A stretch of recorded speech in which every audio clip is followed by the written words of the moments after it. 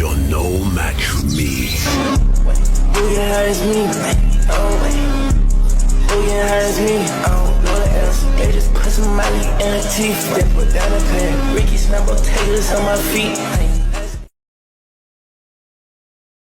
Here we are, 5, 4, 3.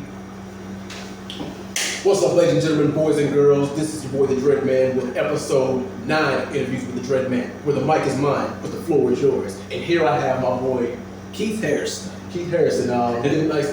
This is actually my first time meeting in person. I've heard a lot about him from my friend Michelle, who's a realtor. But yes, nice to meet you. Thank you for taking the time out of this interview today. But tell us a little about yourself and your background and how you got into this. Okay, so we started a moving company this year called WeMoveIt. It started out years ago by helping people move within our church, within our community, our neighbors, our friends.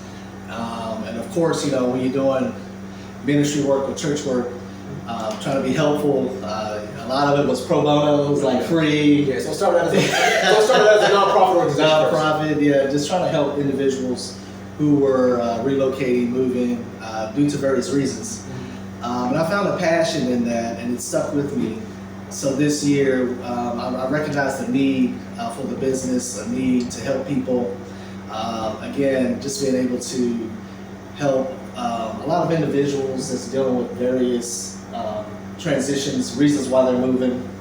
And you'll find people are not just moving to move. It's various reasons, and it vacillates from good to bad. Some people want to downsize, right, because of the economy. Some individuals are just looking, they're winning, right, and they're looking to upsize. So you have the downsizing, the upsizing, and then you have the elderly people who just can't do it themselves because of their age or what have you. And we just want to be able to assist people on all those levels, whether economic issues. There's other issues we found. People are going through divorce. People are going through some things you just can't imagine, and that's why they're moving. They lost their job, income situations. So for me, I think it's more of a ministry. It's more of me being there to help them through that transition in life, whether it's good or bad. Right. So we help people pack. We even do clean outs. We can paint. We do carpet cleaning, stoves, refrigerators, what have you. Load, unload. We'll drive the truck. We'll provide the truck. We do landscaping. Sometimes people say, "Hey, can you cut our grass?" Hey, we'll do whatever you need to help the process. Full service. Yeah. So basically, from what I'm getting on this, like on top of being a moving service, you guys are kind of a jack of all trades. You have to do just a little bit of everything. But like, would you say that that's kind of more difficult as far as you being, just being versatile, or would you rather just stick to one thing? I think because we offer those extra services, the other ones don't. It sets us apart from the other movers. Because moving companies, most of them just stick with loading and unloading. So with us providing those additional services, I think it helps us to meet that extra need that they have when we encounter them and meet them. We found that there's always something else they need other than a move. So why not use us while we're here, right? We just talked to one person. They wanted some pressure washing done. And so we were like, yeah, we can knock that out for you. But, locking all that in, is a way to not only meet that need of one of our clients, but to also capitalize on each client as well on our end. Now, would you say, like, as far as all the services you offer, like, would you say that kind of cuts into you guys' budget a little bit, or do you think it kind of pays for itself? Like, with the pressure washing, the supplies, and the painting, and the labor, and the mowing, like you said, would you say that it helps you, or like, the service kind of pays for itself? Great question. The more services we add, actually is more of an upsell for us. So all the additional services actually not only helps our clients, but it helps us to actually upsell and make more money as well. So, you want to helps with that bottom line. So you got, like I said, for everybody who is an entrepreneur and has any kind of business degree, they will tell you rule number one: expand your market. Yeah, expand your market. You never just want to be in one place for too long. That's number one rule. And yeah, now what about the time frame? Because like around like what year did you start this? This year, February of this year. Oh, nice. Now, have you always had this idea in your head, or like were you doing other things before this, or like kind of how did you jump in from one thing to the other? The idea has always been in my mind from helping again in ministry in our church, single moms move, different things like that. It's always been in my mind that hey, there's a need for this, and there's a market for it, and so finally I had enough courage to hey, I'm gonna step out in the deep, launch in the deep, and try and pursue my dream of being an entrepreneur. And so here we are. So, and that's the thing is, a lot of times these ideas are just a leap of faith. Sometimes you got to take a big risk, and and that's the thing is a lot of younger entrepreneurs and business owners have to realize that for the first maybe even 2 or 3 years, you're gonna have some slips, stumbles, some trips and falls. Heck, you might even fail a time or two, but that's what a lot of people understand is failure. Failure is part of the process, but you'll reap the fruits of your labor eventually, especially when you find your niche, when you find because like I said, with everything he offers, there's somebody out there who needs something. There's somebody who might need help moving. There's somebody who might need help landscaping. There's somebody who might need help, with even interior decorating. Somebody might need help with that. But whatever it is that you are good at, do it to the best of your abilities. But yes, out of that, what would you say is your favorite thing to do that you're the best at? I would say probably loading the truck. Because it's an acquired skill. It's really a skill because trust me, I know you're playing Tetris, right? Yeah. So just to watch that wall being built and to be able to get everything to fit, I think it's definitely an acquired skill. Yeah, and trust me, you're preaching to the choir because before he because right now I'm currently a Home Depot employee and my job is deliveries. So I usually build the loads of lumber to ship it out on. And before this, I worked at Target for 7 years, and then I worked at Food Line for another 5 years. So a total of, do some math, over 15 years of experience. With logistics is what they call it. Like that's the fancy term for saying hey, I put stuff on trucks. Like logistics is the fancy term. That is the fancy term. But yeah, and again, the reason why we expanded our services is because number one, I felt like we were just leaving too much meat on the bone. We were just leaving money on the table. Because they kept saying, do you know somebody? Do you know somebody? Do you recommend anyone that can do this or that? And I'm like, you know what? I do know how to do it. Yeah. So why not me? Exactly. Exactly. And what I found out too is people love a familiar face. So you're already there, you already met them, and so it works. Yeah, that's why it also helps to build a rapport with some customers. It does help. Oh, I know a guy. Right. That way you build a lot more network and you build rapport with the customers. And that's the thing is it's a snowball effect because if somebody likes your work, they will pass your card along to that person, and then by that time, boom, it's word of mouth. And on top of that, if you got a big social media presence too, or if they have one, boom, that's even a bigger snowball effect. For sure. Now, speaking of that, have you actually used social media to your advantage yet? I have not. This is you came highly recommended by our mutual friend Michelle, who was a realtor. She's here. She's in the building. And we appreciate her. I believe in networking and connecting as well, and so it's an honor and privilege to be on your platform and for you to share your platform with me to kind of help me launch my business to the next level. So you're the first content creator that I've talked to kind of help give me that extra push for our business. So I'm looking forward to it. Yeah, this is an honor even for me because, like I said, I always want to reach out to other people and help expand their businesses because, as I just said, everything starts with an idea. And all it takes is just that little extra push just to get you to the next level or even beyond that level where you want to be. I agree.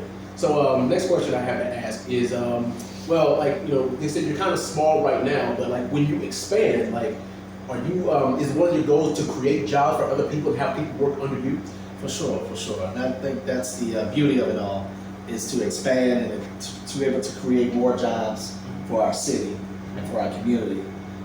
Because I mentor a lot of young men, and I have young men right now wanting to work for me. And as we grow, I'll bring one more on. Because I've been in management for so long within this region, and very successful companies, very successful brands, and you know, I've made millions for other people. And so it came to a point in my life, like, I want to make money for myself now. You know, I know I have enough business acumen, business experience. I know a lot of people. Again, I've stayed in contact with a lot of them because of me being a mentor to a lot of these young guys. And, you know, they'll message me here and there, you know, every now and then on Facebook.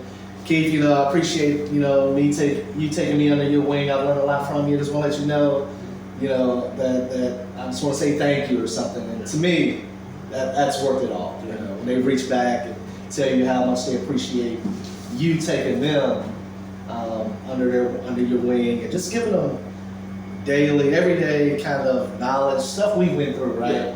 That we can help them to avoid, right? And so to me, that's rewarding all in itself. To be able to provide jobs for people within our community, for me to mentor even on a higher level.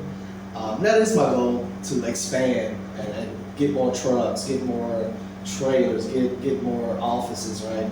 Because I want more than one office here in the city as well. So, and we'll get there. Yes, for sure. So all the younger folks out there, you know, look him up. Like once he expands a lot more, definitely look him up. You know, come back to this video in maybe a year or two time, and you know, definitely, you know, he'll give you a business card, or like I said, just refer back to this video, and for sure, like, you know, he'll find some work for you, definitely. For sure. Now, what's been like some of the harder parts about what you do, like, you know, the slips and falls? Like, have you had, you know, any hiccups, you know, about the job, or any like downsides? Just a few. Just a few. I think sometimes, you know, we just trust the individual, the client, and they'll tell us, hey, I only got one bed or one bedroom. And they'll say maybe 10 boxes, and instead of, you know, sending pictures or video or going on site and look at it first, you know, I've learned everybody just not honest. They just trying to save a buck, and we'll give them a quote, and we'll get there. It's not a one bedroom, it's a 3, or you know, it's not just one stove refrigerator. It's a stove, refrigerator, washer and dryer, and you know, so. And so there's a few hiccups, and we just have to adjust the prices every now and then, or sometimes, you know, depending on if it's you know, I'll take the L sometimes. Yeah, you know, sometimes you do gotta take one punch on the chin. You know, because new business owner. Exactly. You know, a lot of people don't understand that. You know, it's trial and error. You gotta make a few mistakes and say, okay, you know, I made a mistake here. I made a little slip or hiccup here. Now it's back to the drawing board. Now I know not only do I not make that mistake again, but I improve off of what I learned. Exactly. And sometimes it was my fault. Yeah. You know, and like you said, trial and error. There were some jobs I underbid it because I wanted to work so bad as a hungry entrepreneur. And I know I'm not the only one out there that you know, that has experienced that. And you look at a job and you might say, yeah, we can do it. And you try to be so, you want to lowball everybody just to lock that job in. And then once you start doing it, you're like, ooh, you know, I didn't really make anything off of that job because I wanted it so bad. I lowballed everyone else to get it. And but again, you learn, you move on, and you're like, okay, now I've had to broaden my toolbox, right, to understand the dynamics of making those mistakes. And maybe I've even went as far as getting some apps to help me to make a more accurate estimate. So they have apps out there now that can do it. Yeah. You can take pictures of stuff. Yeah. So I wish somebody had told me that because you know, I was doing the old school way. I'm old school. So. Hey, that's part of the process too. Trying to do everything. Using leveraging technology. Yeah. You know, can be a game changer. Yeah, shoot, they got AI now, so like that. That's what I use. Yeah, that was actually going to lead up into my next question. Like, you know, do you have like a logo or like some kind of a brand idea for something like that? Yeah. So we actually we have a logo and all that. We have a website, WeMoveIt.org. We're on Facebook, WeMoveIt. So again, you know, just trying to leverage all the tools we can. Even right now with you, trying to leverage and network to get more visibility. Because I think to have a successful business, it's going to you got to have some visibility, right? You got to get yourself out there, your name out there. I think I read in one of the books on having a successful business is word of mouth. You know, Yeah. so with you having 7,000 followers, you know, I think local. Yeah. I think most of them are local. Is that correct? I actually have a few overseas followers and stuff like that too. Like they said, I did searching my analytics. I think it said like 75% of my 71% of the viewers I have are domestic, United States, and then I might have like 20% in the UK, and then the other ones like just various countries around the world. Gotcha. So yeah, that's the thing is like even with my content, I try to be versatile. I try to appeal to everybody. The thing is like you said, even if you're out of work, you can't make everybody happy. You're not gonna appeal to everybody. So Facts. That's the thing is a lot of people don't understand that if you want to expand it in any kind of market, like of course you want to do what you do best, but you don't really want to be a one-trick pony. Right. And that's the thing is you also have to experiment with stuff too. You got to experiment with what you. And also number one thing is don't do anything that you don't like. I mean, like they said, there's this expression that goes something like this: if you find something that you love to do, you will never work a day in your life. It won't feel like work to you at all. It'll feel like it's something fun. I mean, of course you might be wiping sweat off your brow at the end of the day, but still it's like you'll feel accomplished. Yeah, right. Yeah, you'll feel like you actually did something. It's like, hey, I have a line of work that I enjoy. I can make some revenue off of it, and then the people, my clients, I make them happy. So yeah, once again, that goes back into the snowball effect. When one person hears about it, then that one person turns to two turns to 10 turns to 100,000, so on and so forth. Exactly. Referrals. You're right. Yeah. So, and that's what we're trying to do. We're just trying to get our name out there through word of mouth, referrals, and what we're finding out, some people actually want us to do work for them because they did their homework, and I would hope you do your due diligence when you're looking for a moving company and find out and read their reviews. I admonish you to definitely read their reviews with pretty much anybody you want to hire actually. But if you look at our reviews, we're 5 stars across the board, and that hasn't. I have to admit it, that hasn't. It didn't come easy. It didn't come easy. It was a lot of hard work, sweat, tears, the whole nine. But we were able to we're maintaining 5 stars for a reason. It's because we care. We care about our clients. We care about what we do. We do things with a spirit of excellence. And sometimes again, taking that L just to keep those 5 stars. We just want, at the end of the day, if you're happy, we're happy. Yeah, for sure. Also, it's somewhat of a competitive market too. Now let's talk competition. Let's talk that. I mean, like, and it is. It is. There's somebody always needs something done somewhere. But that's also the beauty of it. Is like when you expand your market, then you have more clients. But there's also competition as well. It's like, oh man, it's like there's 5 other moving services, there's 10 other painting services, there's 5 other lawn care services. Like, how do I make what I do stand out from both rest? Or like, what would you say makes yours stand out from both rest? I think the professionalism, number one, the care and the affordability, like our prices, and the quality that you're going to get within that price range is going to always set us apart. Number one, I really feel like once you get other prices from some of the larger companies, and we know who they are. Yeah. I'm not going to give them any free publicity, so I'm not going to say their name. But we know who they are. There are larger companies out there, and like you said, it's very competitive. But I'll say this: are they going to give you the care? And are they going to give you a fair price? Are they going to do it with the professionalism? And that's where I guarantee my work. I'm going to guarantee you're going to get the professionalism, you're going to get a fair price, and you're going to get the care that you deserve with every move. Sure. Yeah. So, remember, guys, quality over quantity. Like I said, business is always good, but everybody wants the best bang for their buck. So for sure. Yeah. And he will give you the best bang for your buck for sure. And for example, I've used a moving company before, of course. And I remember this very large moving company came to our house, and I went outside to check on them, and they were sitting in the back of the truck eating sandwiches. And I'm sitting like, oh, is that what we do? I thought I was paying by the hour, right? So to me, again, that goes back to professionalism and giving people the work and that they deserve, especially a paying customer, right? Yeah. I think just being lazy, sitting around, we don't do that. we're not gonna milk the clock, if you will. And we heard that, we've all heard that saying, milk the clock, right? Exactly. Time is money. So. There you go, time is money. Yeah, sure. Yeah. But yeah.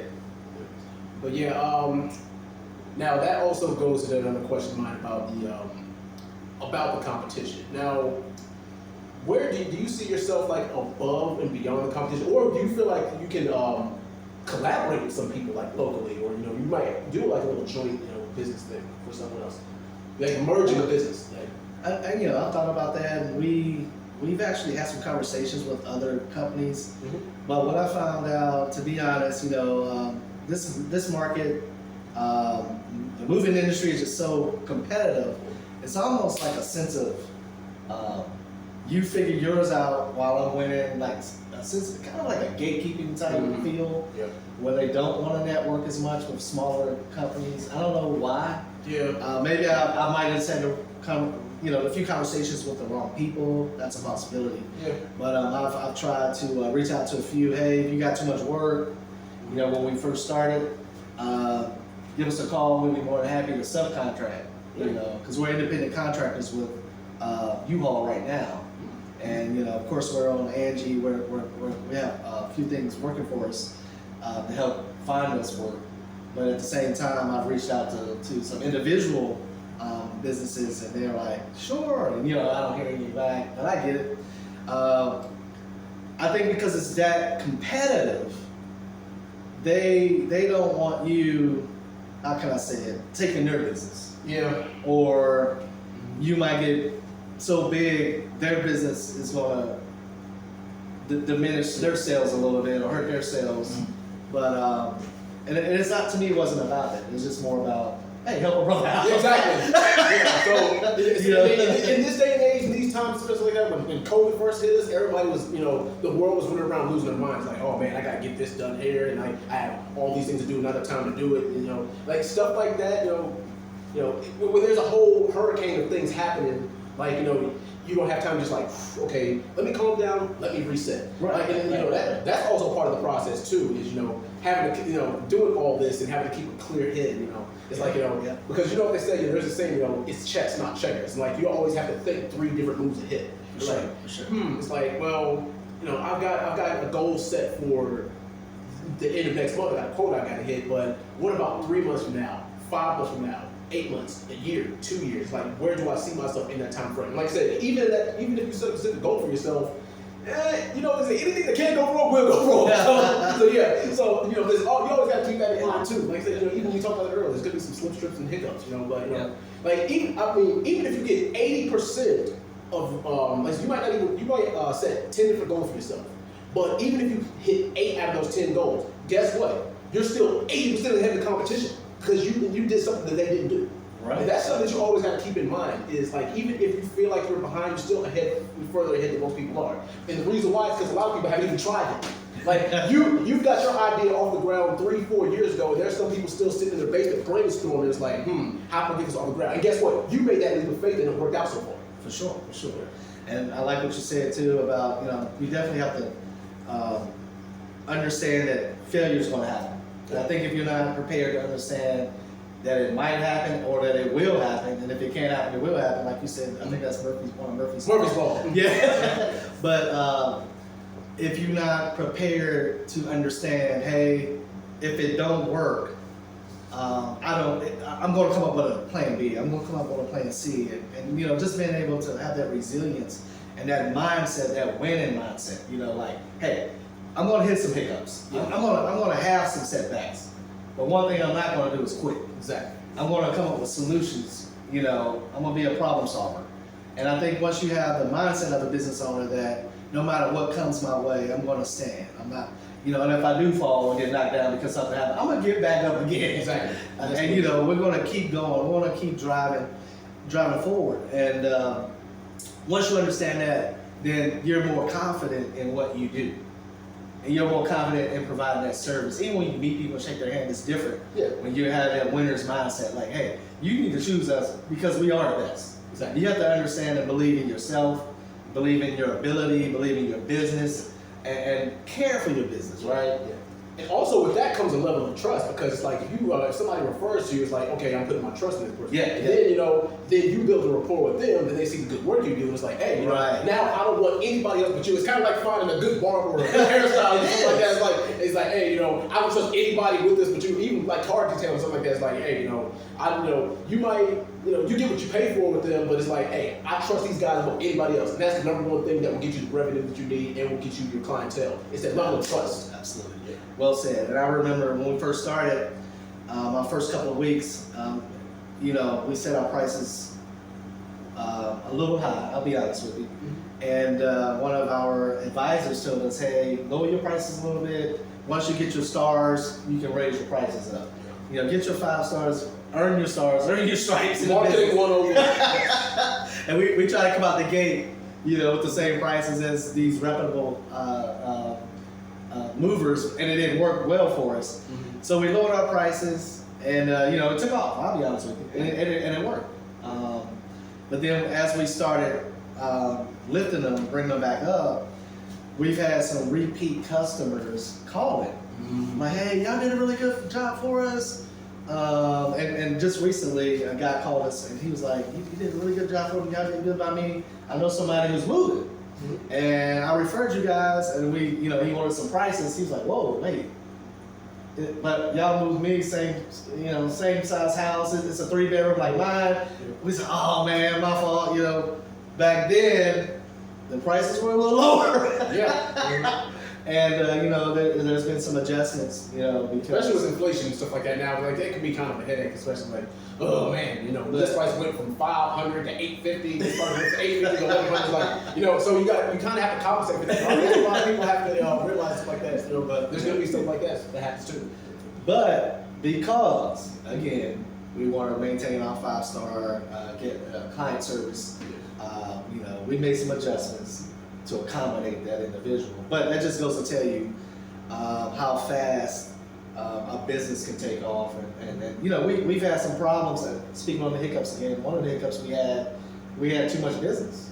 Oh, but that's a good problem. Yeah. Like we had so much business, we had to reschedule. Hey, sorry, can we move this to next week? And different things like that, which was uncomfortable because I have a lot of pride in what I do, but I had to understand and accept I couldn't do these jobs and have to be honest with these people, or it's going to hurt me more trying to act like I'm somewhere I'm not. Yeah. Does that make sense? But you don't want to get crushed under the pressure. It's like, I'm getting a lot of, I'm like, that's it's a blessing and a curse. It is. It's like, oh man, like, I'm getting a lot of work, but it's like I don't want to be, I gotta have time to sleep and eat too. So, it was crazy because we had to catch, all of us were getting a little frustrated because we were working crazy hours. And you got a deadline too. So exactly. Yeah. It was a little those deadlines can be painful. And like you said, I had to reset and take a deep breath. I said, wait a minute. I had to get all the guys together. I was like, this is what we've been wanting. It's like, and then we all started laughing. But that's good. You did it all at once. Like, it's like, this is what we were wanting. Like, we started this to make money. It's like, oh man. And that's the thing. It's like, stuff like that can happen. That's something you guys got to keep in mind. It's like, oh man, business is slow for like the first 3 months, and then all of a sudden, boom, you have an avalanche. Like, so out of nowhere. Yeah. Especially in season. We wasn't prepared because we were used to, chilling. Yeah, exactly. Wait for a call. Exactly. Especially like, what would you say like your peak season is? Would it be like springtime when everybody's moving, like spring leave and stuff like that, or summer, or like, then you got back to school too, so I guess it depends. But like, what would you say you guys peak season business? Now, June, July, and August. Yeah. It's peak moving season. Yeah. So we're in peak moving season now. Yeah. Like I said, because I work at Home Depot, like our peak season for, right now, what we're doing is like, people have like moving supplies and stuff like that. Like we're selling a lot of that. And then like from from early March to like early June is when we do like our outside packing. Like we do like outside decking and gardening, and we have a whole bunch of stuff that we sell like that. Like, so that's our peak season. Like so our season, it just depends on what people need. Oh, cool. Like I said, that can be somewhat of a headache as well. So, especially like with the landscaping and stuff like that, it's like, oh my goodness, like, having to work outside for 5-6 hours a day in that sun and stuff like that. So, So I actually had a friend who actually has his name is Jimmy Muse. Shout out to Jimmy Muse. He has his own little landscape. I know Jimmy. Yeah. Jimmy. Yeah. Shout out to Jimmy Muse. Yeah. He used to work for me. Yeah. Oh yeah. Anyway, shout out to Jimmy. I mentored him a little bit. I gotta get an interview with him too. That's crazy. And see, there we go. Like, we need to get Jimmy on here. We need to get Jimmy on here. Also, once again, see, there you go. Like, I know a guy that knows a guy. So Thanks, Jimmy. Yeah, I'm it's never put on one. But yeah, like I said, when you have people like that, who you can work with. But yeah. See, like even stuff like that right there. So for sure. And he does. I've actually. We're still friends on Facebook. You see him on his little boat at the lake. Yeah. But he does. He does a lot of landscaping. Lawn care. Like lawn care is his bread and butter. Okay. So yeah. And he did snow removal last year. He did snow removal last year. Yep. Especially That's like awesome. yeah, like peak. That was peak season for that. Like I said, it's all about timing too. So yeah. Like speaking of snow removal, WeMoveIt. Yeah. And we've actually added snow removal. Yeah. So we do snow removal too. So yeah. Sure. We did it last year, and it was like you said, it had some pain points. Yeah. Because it was hard work. That snow and ice, it wasn't just regular snow removal where you just shovel. It was like But you had it was like 6 inches thick of snow under a foot of ice. Yeah. It was just ridiculous. Yeah. Although, people were booking us, but it was like, whoo, yeah. my back hurts. This is hard labor right here. I think that was probably harder than moving people. Yeah. Like getting to the bottom of that ice, because you had to break it up first. Yeah. Before you could even remove it, you had to you had to chip it up. It was hard. Like I said, I mean, like, I've seen people like it was hard enough just to get out of our houses. I can only imagine doing the job. We've been doing residential and commercial. Yeah. And I have to be honest though, people were really they were okay with the prices though. Yeah, because I was surprised. I guess they didn't have a choice maybe. Yeah, they did. But it was a few we helped. Of course, again, I have a big heart. I believe in giving back to the community. And because Lord knows a lot of senior citizens, we aren't going to be able to, they're not going to be able to do it, and we recognize that. And we was like, hey, this is what we normally charge, but we understand you need help. And helping you is more important than me making money, right? Exactly. Because that's somebody's mom, grandma, or somebody who's might just be by themselves. And again, I believe in karma. I believe in reaping what you've sown, give and it'll come back, and all of those great things. I don't want to get all spiritual on you, but I can quote some scripture as well. But making a long story short, I do believe in what you're going to sow what you reap. So I don't mind being a help. In the time of need, helping someone, especially an elderly person or a single mom. We ran into that as well, me and my business partner. We'll look at each other, we're like, man, we can't leave. Yeah, we can't just walk knowing this lady can't get outside. And one lady even told me, she said, please, because it started snowing, and I was like, I might have to cancel today because it's snowing and the roads are bad. And I'm at the end of your road. I don't think I can even come get to your house. She said, sir, please don't cancel. I need my medicine. Yeah. She said, it's been over a week since I've had my medication. I mean, what was I supposed to do? Yeah, something that could tug on your heartstrings. And it did. Yeah. It pulled on my heartstrings, and I was like, man, I'm going to try and make it to you because you need your medicine. I feel like I might be the person God might have sent for this time, this hour. I don't know. I was like, but I'm gonna try and get to you. I said, look out. I said, are you looking out the window? She was like, yes. I was like, how does your street look in front of your driveway? And she said, it looks. I see tire tracks. I was like, well, if I can get to those tire tracks, because right now I don't see any. I think I'll be okay. And so we made it to her, and we were able to clear her driveway, and she hugged me and cried, and I cried with her, I'll be honest. And she's like, thank you so much. And because I understand the need of medicine. See, I believe that God can use medicine to help people. I believe in medicine. I don't know about y'all. If the doctor say you're supposed to take these meds, you should take them. But at the same time, I've experienced some situations because I stopped taking some meds before. And particularly high blood pressure medicine. And it spiked, and I ended up in the hospital. I was like, oh, I thought, But anyway, long story short, I understand that and I don't even know what kind of medicine or meds she was on, But the idea that she went a week without any. I mean, some meds you can go a day or two and you can be on your deathbed. You know what I mean? Life-threatening situations if you don't take your meds. And that's what I thought about. And I was like, you know what? Yeah, it's like that could have been someone you. That could have been somebody. Right. So I felt that's also what you want to keep in mind with your clientele. It's like, everybody also wants to put themselves in someone else's shoes. That's the biggest thing. Exactly. And and again, with WeMoveIt, our clients isn't just a number. They're just not. I don't see a dollar sign. I see people. I see, again, someone's grandparents, someone's mom, someone's dad, a mother, or a child, or they're just not a cash cow. They're real people. They're real clients, and I'm honored to be able to help and assist them in any way possible. For sure. Now, we've wrapped up. We've logged in about 27 minutes on this interview. Oh, nice. Yeah, flew by. Yeah, it did. Wow. Yes. Anyway, any final thoughts before we sign out here today? I would, if I had any final thoughts, I would just say, if you're looking for someone to move you or a family member, just consider us at WeMoveIt, and we'll definitely we'll be able to show you more than what we can tell you how great we are if you give us the chance. Yes, for sure. Anyway, thank you for your time with this interview. I appreciate it. Thank you were a very good interview. This is probably one of my best interviews yet. So yeah, appreciate you. Anyway, that'll do it for episode 9 of the DreadMan Interviews, where the mic is mine, but the floor is yours. Peace. Peace.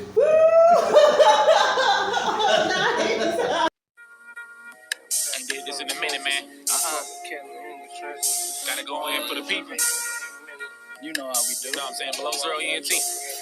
Let's do it. Let's hear it. Go ahead. Now let me go in for a minute. Tell them lyrics about to kill them.